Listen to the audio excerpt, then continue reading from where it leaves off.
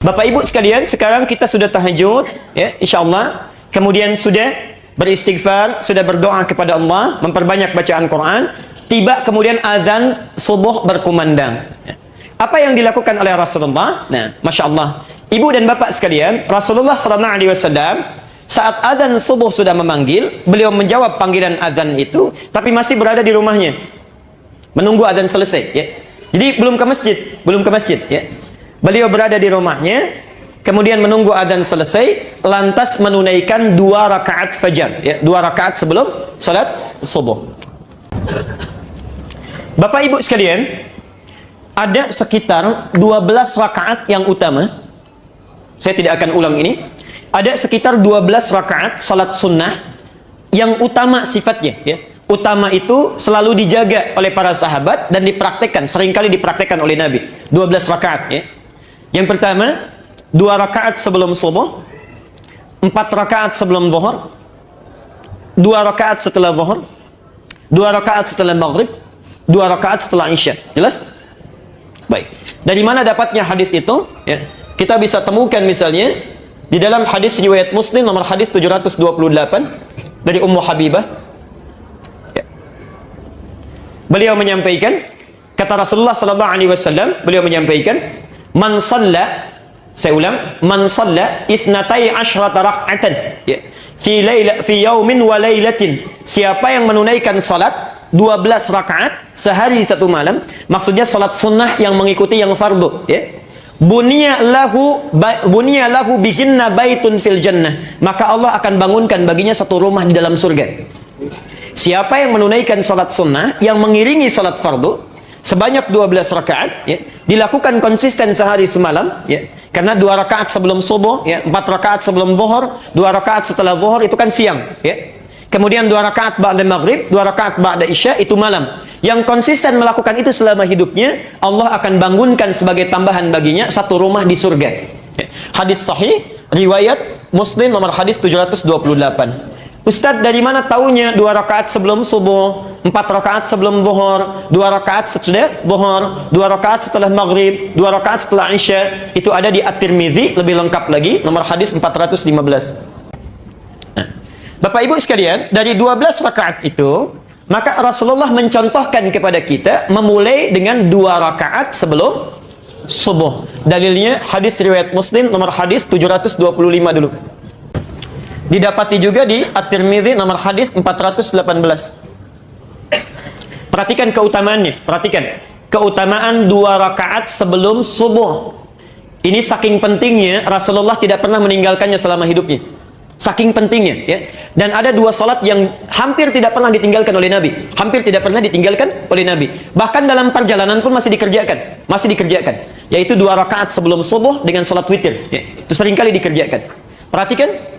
Kata Rasulullah, rak'atal fajri, 2 rakaat salat yang ditunaikan sebelum subuh itu khairum minad dunya wa ma fiha. 2 rakaat fajar atau 2 rakaat sebelum subuh itu pahalanya, nilainya di sisi Allah lebih baik daripada dunia dan seisinya. Masya Allah, dunia dan seisinya.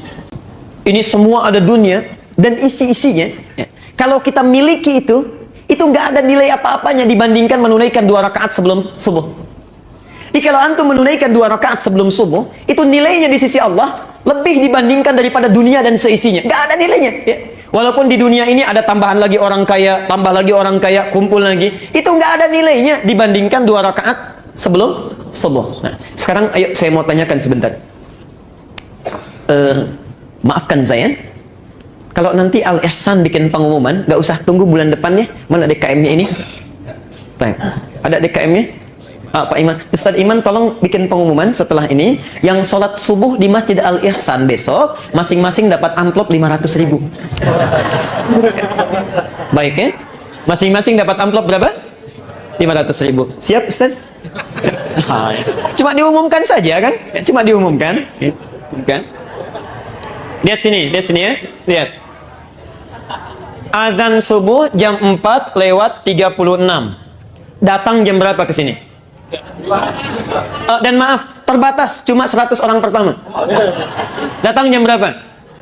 Masya Allah. Jam 2 tadi jawaban jam 2. Antri. Perhatikan. Kata Ali bin Abi Thalib, ajaban linnas, sungguh aneh manusia ini katanya. Sungguh aneh manusia ini. Sudah tahu akan meninggal, tapi nggak pernah serius menyiapkan bekal untuk meninggalnya. Ya. Itu Ali dulu. Sekarang lebih aneh lagi. Masya Allah, lebih aneh lagi. Dikasih uang 500.000, azan jam 4.36, bangun dari jam 2. Cuma 500.000, Allah tawarkan dunia dan seisinya. Dipanggil 4.36, baru bangun jam 6:34.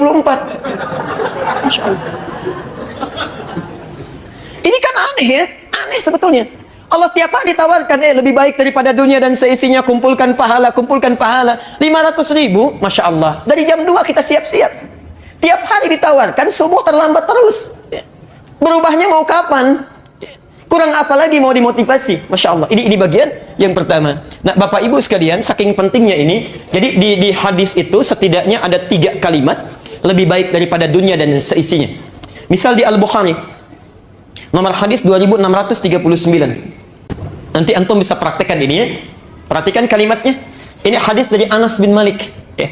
Jadi ada Malik bin Anas, ada Anas bin Malik ya. Anas bin Malik punya anak namanya Malik bin Anas ya. Baik. Nah, Anas bin Malik ini Masya Allah itu pembantu Nabi dan lama membantu Rasulullah. Ketika ditanyakan, beliau ditanya oleh sahabat setelah Rasulullah wafat, ya, ditanya, "Hei saudaraku," katanya, ya, kalau dalam bahasa kita, Allahu a'lam, "Ya akhi," ya, saudaraku, bagaimana kesanmu saat membantu Rasulullah? Perhatikan kata Anas bin Malik, "Tidak pernah saya dapati Rasulullah saat saya bantu kecuali mendengar satu kalimat dari lisan beliau. Satu kalimat saja. Perhatikan kalimatnya, kata Nabi, apa yang bisa saya bantu? Madza akhdubuk?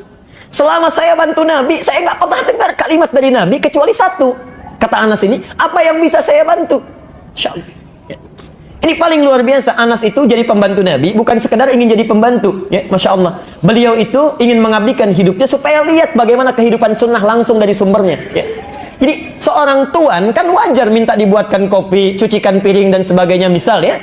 Ini tidak pernah mengalir dari lisan Nabi, saking mulianya manusia ini. Hanya mengatakan apa yang bisa saya bantu katanya. Masya Allah. Karena Nabi itu makan, Masya Allah, tempatnya dicuci sendiri. Kalau kita piringnya cuci sendiri, ya. Ada sendalnya copot, kemudian beliau sambungkan sendiri. Bajunya robek, kemudian dijahit sendiri. Ya. Orang yang dijamin masuk surga, bebas dari kesalahan. Hisabnya tidak ada hisab bagi beliau. Langsung surganya nunggu nama Muhammad. Tidak akan dibuka itu pintu surga kecuali Muhammad masuk duluan. Ya. Man ant, kata penghuni, kata penjaga surga. Muhammad, kata Rasulullah. Kata penghuni, kata penjaga surga ini, aku diperintahkan untuk tidak membuka pintu surga kecuali engkau masuk duluan. Dan Muhammad ini tidak akan pernah masuk surga kecuali menunggu umatnya semuanya masuk. Tidak masuk surga kecuali menunggu umatnya kumpul. Ditunggu itu, kita ditunggu oleh Rasulullah. Sampai semua terkumpul baru dibimbing oleh beliau masuk surga. Muhammad sallallahu alaihi wasallam. Masya Allah.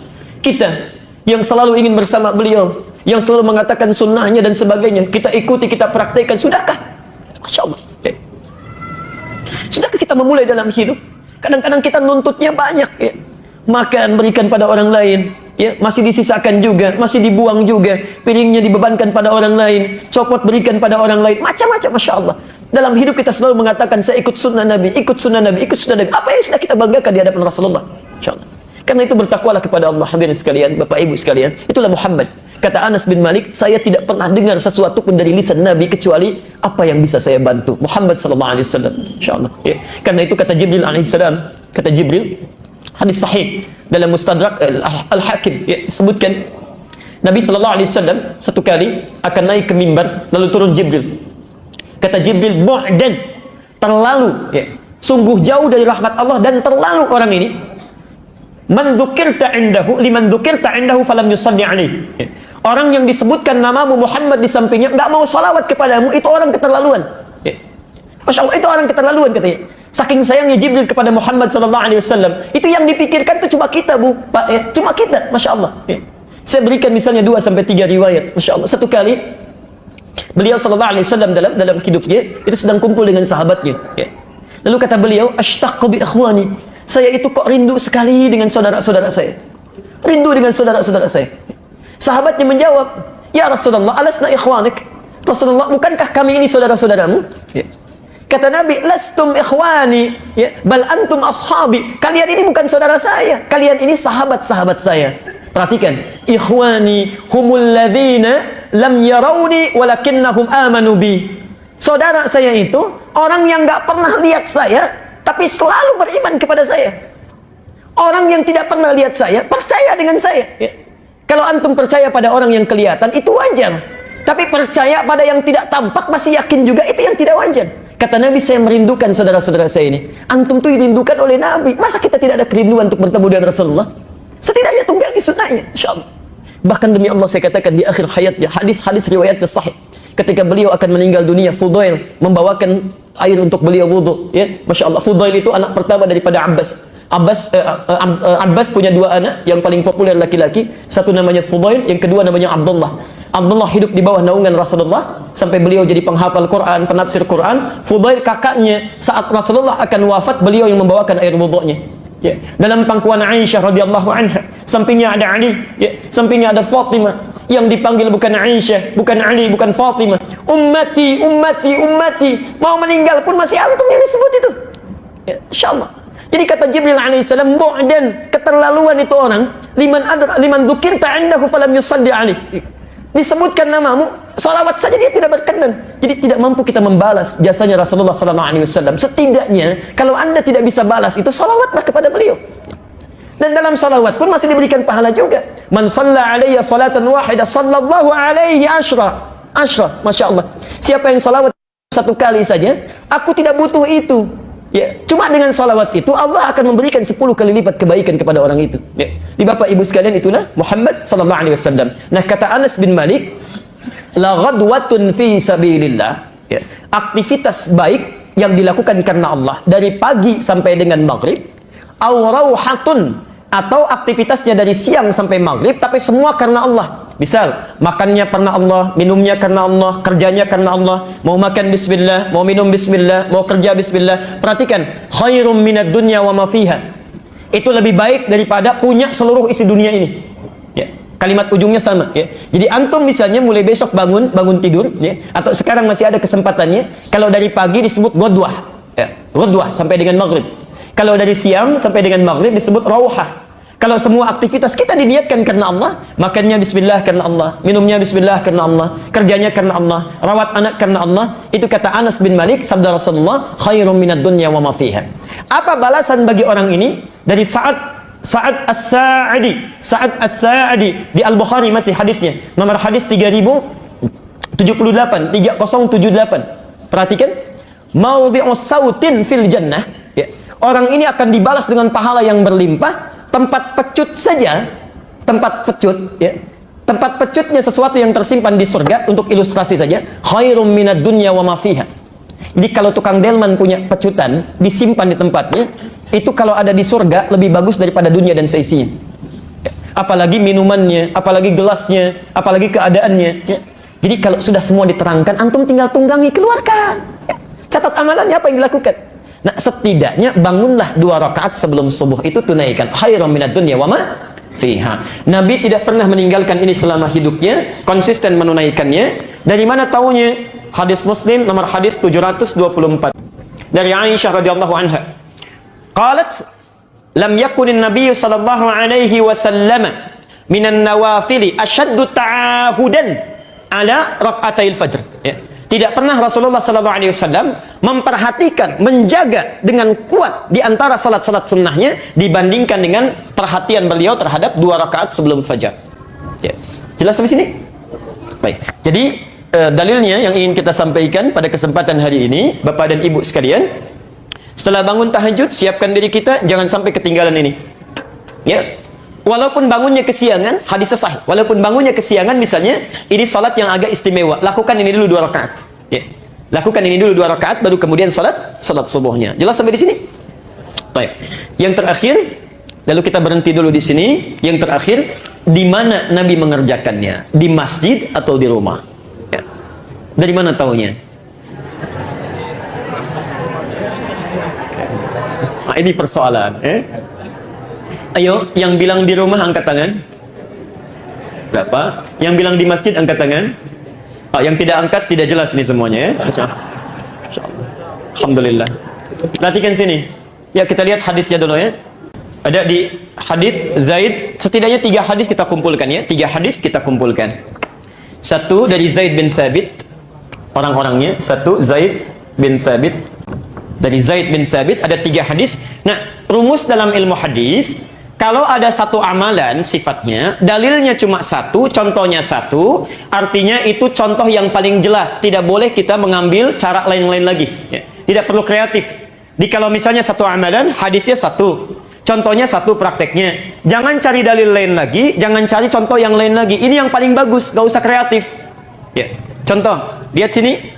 Hadis dalam sholat, saat mengangkat tangan itu, sampai dengan meletakkan di dada, misalnya, dari takbir. Kalau cara takbirnya ada 2. Dari yang sejajar dengan bahu, hadwaman kibaihi, kemudian sejajar dengan daun telinga. Tapi sama semua, saat mengangkat sampai dengan meletakkan, itu cuma satu cara. Dalilnya sahih, ya, kemudian contohnya satu, Allahu Akbar. Kalau dalam satu praktek, contohnya satu, dalilnya satu, artinya semua orang bisa melakukannya. Tidak terbuka peluang untuk menampilkan kreativitas kita. Jadi nggak usah kreatif. Ya. Begitu antum angkat misalnya, kan nggak enak. Masa sama manusia kanan dulu, sama Allah kiri dulu. Ini harus agak sedikit pendekatannya berbeda. Ya. Allah, Akbar. Kita putar sedikit ya, supaya kanan duluan masuk, kemudian baru kiri. Itu nggak usah kreatif ya. Nanti kita capek sendiri itu. Ya. Antum capek sendiri. Kalau sudah jelas ada, nggak usah cari-cari yang lain. Ya. Direpot. Kelihatan seseorang dibahas, cari dalilnya, diseminarkan, ya, di stadium generalkan, nggak akan ketemu. Jadi capek-capek sendiri. Ya. Tapi kalau dalam satu praktek misalnya, lebih daripada satu hadis, jangan ditafsirkan dari satu hadis saja. Kumpulkan semuanya. Ya. Nanti banyak prakteknya. Misal tentang ini saja minimal ada 3 hadis tentang persoalan kita. Ya. Doa mengangkat tangan ada 30 hadis. Bacaan bismillah 70 hadis. Ya, Masya Allah. Isbal ada 143 hadis. Kumpulkan dulu. Baru kita lihat. Ya. Satu, Zaid bin Sabit. Kemudian Jabir bin Abdullah. Yang ketiga, Abdullah bin Zaid. Ini antum bisa temukan hadisnya di An-Nasai 1133, kemudian bisa dilihat di silsilah hadis sahihah nomor hadis 1508. Baik. Bapak Ibu sekalian, saya bacakan hadisnya dari Zaid dulu ya. Qala Rasulullah sallallahu alaihi wasallam, Rasulullah sallallahu alaihi wasallam satu kali bersabda ya, di orang-orang itu pada salat sunnah di masjid, lalu Nabi menyampaikan, "Shallu ayyuhan nasi fi buyutikum." Hei orang-orang, kata Rasulullah, ayo cepat salat di rumah aja, di rumah ya. Fa inna afdhala salatil mar'i fi baitihi illa al-maktubah. Salat yang terbaik yang dilakukan oleh setiap orang itu lebih bagus di rumahnya, kecuali salat yang fardu, salat wajib ya. Di salat sunnah ya, dari hadis ini sebaiknya dilakukan di mana? Di rumah ya. Adapun salat fardu sebaiknya dilakukan di mana? Di masjid, melalui hadis ini ya. Ya Rasulullah, apakah qobliyah saja? Ya, apakah qobliyah saja? Tidak. Ternyata ba'diyah juga sebaiknya dilakukan di rumah. Hadis dari Jabir yang ini bin Abdullah. Ya, hadis dari Jabir bin Abdullah. Kata Rasulullah sallallahu alaihi wasallam, "Idza qada ahadukumus shalah fi masjidihi." Idza qada ahadukumus shalata fi masjidihi. Kalau seseorang telah menunaikan salat fardu di masjidnya, perhatikan. Sudah salat fardu di masjidnya, maka tunaikan, bahasa hadis, faj'al fi baiti nasiban min salati ya. Maka jadikan sisa salatnya itu di rumahnya. Jadikan sisa salatnya di rumahnya. Fa innallaha ja'ilun fi baitihi bis shalah khaira. Karena sungguh Allah Subhanahu wa taala akan memberikan kebaikan-kebaikan pada sisa salatnya itu saat dia berada di rumahnya ya. Jadi maksudnya kata para ulama, supaya di rumah itu banyak tempat sujudnya. Ya, ramai dengan ibadah, itu yang akan nanti memberikan kesaksian pada kita di akhirat nanti. Karena mulut terkunci, tangan diikat, cuma nanti benda-benda yang bersaksi kepada Allah. Idza zulzilatil ardu, kemudian wa akhrajatil ardu, wa qala al insanu, ayat keempatnya, yauma idzin tuhadditsu. Nah, jadi kata Al-Quran, saat bumi ini digoncangkan, hancur seluruhnya, manusia pada keheranan, ada apa ini, diwafatkan, semuanya dibangkitkan, semuanya akan diam. Yang bersaksi itu tempat-tempat dan benda-benda yang kita pijak. Yauma idzin tuhadditsu akhbaraha. Ya, benda menceritakan apa yang terjadi. Perhatikan, antum salat di rumah, karpetnya sudah kita sediakan, dipakai salat, itu nanti yang akan bilang kepada kita, ya Allah, saya pernah dipakai sujud oleh orang ini, tanggal sekian, bulan sekian, jam sekian ya. Masya Allah. Jadi jangan hanya ramaikan di masjid, rumah pun ramaikan ya. Karena itu ada saran dari para ulama, ini saran sangat bagus Bu ya, Pak. Kalau Anda memiliki sesuatu yang baru, pakai dulu untuk kepentingan Allah. Supaya mudah hisabnya. Misal, kita beli baju baru ini, Masya Allah ya. Kemudian setelah digunakan, gunakan dulu untuk Allah. Pakai dulu sholat ya, pakai sholat. Supaya saat ditanya dalam hisab itu ringan jawabnya. Dari mana rezeki yang kamu pakaikan itu untuk beli pakaian? Ya Allah, Engkau maha tahu, Engkau bisa melihat dan mengetahuinya dengan pasti. Rezekinya saya dapatkan dari si A yang sangat halal, dan Engkau ketahui itu. Kemana Engkau gunakan? Ya Allah, pertama kali saya gunakan itu adalah untuk menyembahmu, dan Engkau paling tahu kapan waktunya, kapan saya gunakan, dengan keadaan apa saya kenakan itu. Masya Allah, ringan ya. Kita kadang terbalik, ibu kalau pakai baju baru, dapat baru, digunakan apa dulu?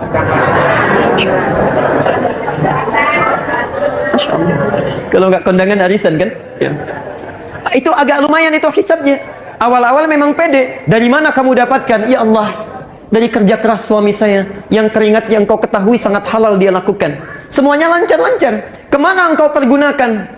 Kondangan ya Allah pertama kali. Nah itu persoalan ya. Persoalan itu. Baik.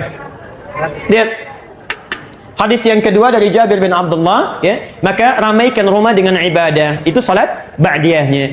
Tapi pertanyaannya, apakah semua salat sunnah itu mesti di rumah? Baik. Ditaksis oleh Nabi, dikhususkan. Lihat pernyataannya, jangan berhenti di sini ya. Rahmukallah. Jangan berhenti di sini. Kalau Anda cuma baca 1-2 hadis saja, akan diambil kesimpulan berarti semua salat sunnah itu mesti di rumah. Perhatikan. Hadis selanjutnya, Abdullah bin Zaid bertanya kepada Rasulullah. Perhatikan pertanyaannya, ya rahmatullah. Ya Rasulullah, wahai Rasulullah, ayyuma afdalu min salati? Ya. Mana yang paling afdal di antara salat saya? Hal salati fil bait amil fil masjid? Am fil masjid? Apakah salat yang saya lakukan di rumah saya atau di masjid? Ya. Apakah salat yang saya lakukan di rumah saya atau di masjid? Karena beliau melihat Rasulullah itu sunnahnya di rumah, kemudian baru ke masjid. Dijawab oleh Nabi. Perhatikan. Lihat jawabannya ya. Ala tara amma aqrabu min baiti? Ya. Ala tara amma aqrabu baiti min masjid? Maaf. Ala tara amma aqrabul baiti min masjid? Tidakkah engkau lihat jarak antara rumahku dengan masjid sedekat apa? Tidakkah engkau lihat jarak antara rumahku dengan masjid sedekat apa? Jelas sampai sini? Jelas ya? Pak, belum selesai kalimatnya. Belum selesai. Maka tunaikanlah salatmu di rumah, ya? Bila tempatmu itu dekat dengan masjid. Ini kalimatnya. Saya mau tanya, maaf, rumah Nabi di mana? Kalau ini masjid, rumah Nabi ya di sini. Belakang. Baik, ini isyarat yang cerdas untuk kita baca. Sunnahnya dilakukan di rumah kalau rumahnya dekat dengan masjid. Kalau rumah antum jauh dari masjid, jangan maksa. Dari Tambun ingin hadir kuliah subuh ke sini, sholat sunnahnya di sini, nyampe sini kapan? Ya, baik. Jelas sampai sini? Oke. Jadi kita selesai dulu sampai di sini. Kesimpulannya, Bapak Ibu sekalian, amalan Rasulullah SAW, ya, begitu selesai beliau menunaikan tahajudnya, itu sampai pada waktu fajar. Jangan sampai tertinggal 2 rakaat fajar ini karena sangat penting dalam kehidupan kita. Kemudian selebihnya, bila antum rumahnya dekat dengan masjid, maka yang paling utama lakukan di rumah. Kemudian tunaikan salat wajibnya di masjid. Bila sekiranya rumah kita jauh dari masjid, maka alangkah lebih baik itu bisa ditunaikan di masjid secara bersamaan. Dan maaf, ini penting saya garis bawahi. Sekali lagi, penting saya garis bawahi. Salat qabliyah sifatnya cepat ya. Jadi jangan terlalu lama antum ya. Bacanya jangan terlalu panjang-panjang, singkat aja. Nabi seringkali membaca Al-Kafirun dengan Al-Ikhlas. Kata Aisyah, sampai-sampai saya tidak tahu kapan Rasulullah baca Al-Fatihahnya ya. Jadi jangan lama-lama kalau baca kalau menunaikan salat qabliyah ya. Baik.